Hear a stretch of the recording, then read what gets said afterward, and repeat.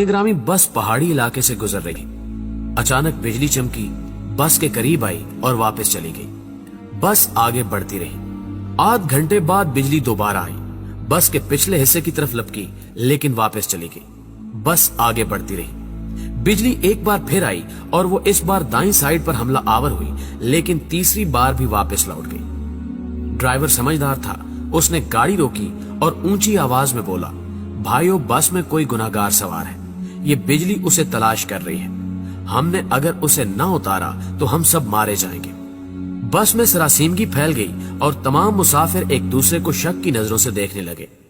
Driver ने मशवरा दिया, सामने पहाड़ के नीचे दरख्त है, हम तमाम एक एक करके उतरते हैं और उस दरख्त के नीचे खड़े हो जाते हैं। हम में से जो गुनाहगार होगा, बिजली उस पर गिर जाएगी और बाकी लोग बच जाएंगे।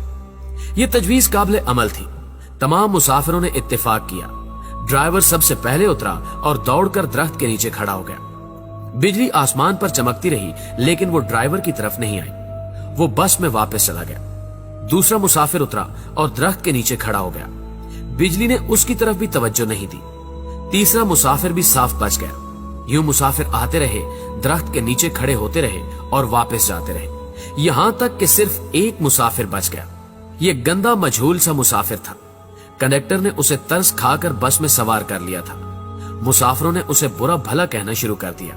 लोगों का कहना था कि हम तुम्हारी वजह से मौत के मुंह पर बैठे हैं, तुम फौरन बस से उतर जाओ। वो उससे उन गुनाहों की तफसील भी पूछ रहे थे जिनकी वजह से एक अजियतनाक मौत उसकी मुंतजिर थी।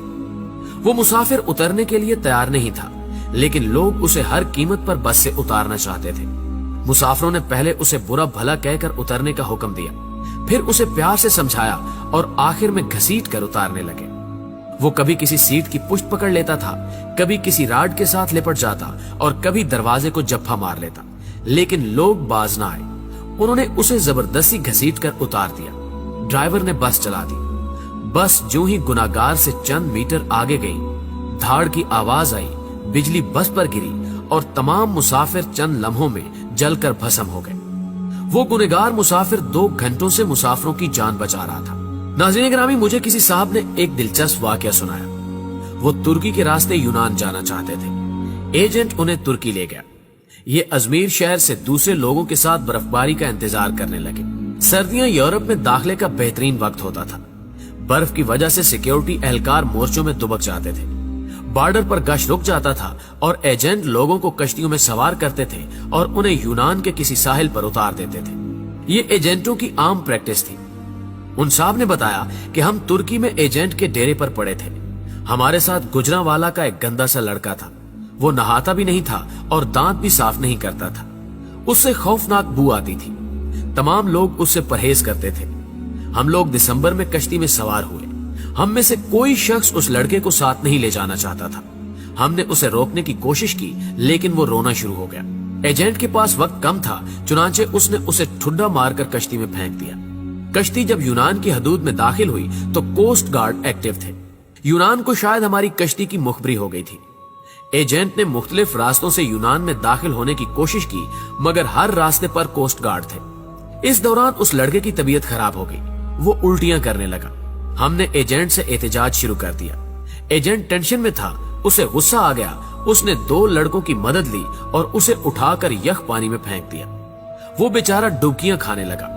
हम आगे निकल गए। हम अभी आध किलोमीटर आगे गए थे कि हम पर फायरिंग शुरू हो गई। एजेंट ने कश्ती मोड़ने की कोशिश की। कश्ती अपना तवाजुन बरकरार न रख सकी और वो पानी में उलट गई। हम सब पानी में डुबकियां खाने लगे। मैंने खुद को सर्दी, पानी और खौफ के हवाले कर दिया। मेरी आंख खुली तो मैं अस्पताल में था।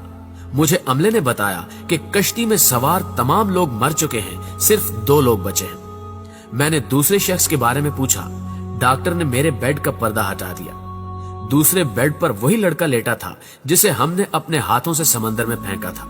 समंदर की लहरें धकेलकर उसे साहिल तक ले आई थी। मुझे कोस्ट गार्ड ने बचा लिया था, जबकि बाकी लोग गोलियों का निशाना बन गए या फिर सर्दी से ठिठर कर मर चुके थे। मैं 15 दिन अस्पताल में रहा। मैं इस दौरान ये सोचता रहा कि मैं क्यों बच गया। मुझे कोई जवाब नहीं सूझता था। मैं जब अस्पताल से डिस्चार्ज हो रहा था, मुझे उस वक्त याद आया कि मैंने इस लड़के को लाइफ जैकेट पहनाई थी। एजेंट जब उसे पानी में फेंकने के लिए आ रहा था तो मैंने फौरन बाग से जैकेट निकालकर उसे पहना दी थी। ये वो नेकी थी जिसने मुझे बचा लिया। मुझे जो ही ये नेकी याद आई, मुझे 6 माह का वो सारा जमाना याद आ गया जो हमने उस लड़के के साथ गुजारा था। हम न सिर्फ तुर्की में उसकी वजह से बचते रहे थे, बल्कि वो जब तक हमारी कश्ती में मौजूद रहा, हम कोस्ट गार्ड से भी महफूज रहे, यख पानी से भी और मौत से भी महफूज रहे। हमने जो ही उसे कश्ती से धक्का दिया, मौत ने हम पर अटैक कर दिया। मैंने पुलिस से दरखास्त की कि मैं अपने साथी से मिलना चाहता हूँ। पुलिस एहलकारों ने बताया कि वो पुलिस वैन में तुम्हारा इंतजार कर रहा है। मैं गाड़ी में सवार हुआ और जाते ही उसे गले लगा लिया। मुझे उस वक्त उसके जिस्म से किसी किस्म की बू नहीं आ रही थी। मुझे मालूम हुआ कि मेरे साथियों को उसके जिस्म से अपनी मौत की बू आती थी। ये उन लोगों की मौत थी जो उन्हें उससे अलग करना चाहती थी, और जो ही अलग हुए सब के सब मौत की आगोश में चले गए। नाज़रीन ग्रामी, मेरे एक बुजुर्ग दोस्त जवानी में अरबपति थे, लेकिन उनकी जिंदगी का आखिरी हिस्सा उसरत में गुजरा। मुझे उन्होंने एक दिन अपनी कहानी सुनाई। उन्होंने बताया कि मेरे वालिद मिल में काम करते थे, गुजारा मुश्किल से होता था। उनका एक कजन माजूर था। कजन के वालिदैन फौत हो गए, उसके आगे पीछे कोई नहीं रहा। मेरे वालिद को तरस आ गया और वो उसे अपने घर ले आए। हम 5 बहन भाई थे। घर में गुर्बत थी और ऊपर से एक माजूर बच्चा सर पर आ गया। वालदा को वो अच्छे नहीं लगते थे। वो सारा दिन उन्हें कोसती रहती थी। हम भी वालदा की वजह से उनसे नफरत करते थे, लेकिन मेरे वालिद को उनसे मोहब्बत थी। वो उन्हें हाथ से खाना भी खिलाते थे और उनका बोल बराज भी साफ करते थे और उन्हें कपड़े भी पहनाते थे। अल्लाह का करना ये हुआ, हमारे हालात बदल गए। हमारे वालिद ने छोटी सी भट्टी लगाई। ये भट्टी कारखाना बनी और वो कारखाना कारखानों में तब्दील हो गया। हम अरबपति हो गए। 1980 की दहाई में हमारे वालिद फौत हो गए। वो चचा तरके में मुझे मिल गए। मैंने उन्हें चंद माह अपने घर रखा, लेकिन मैं जल्द ही तंग आ गया।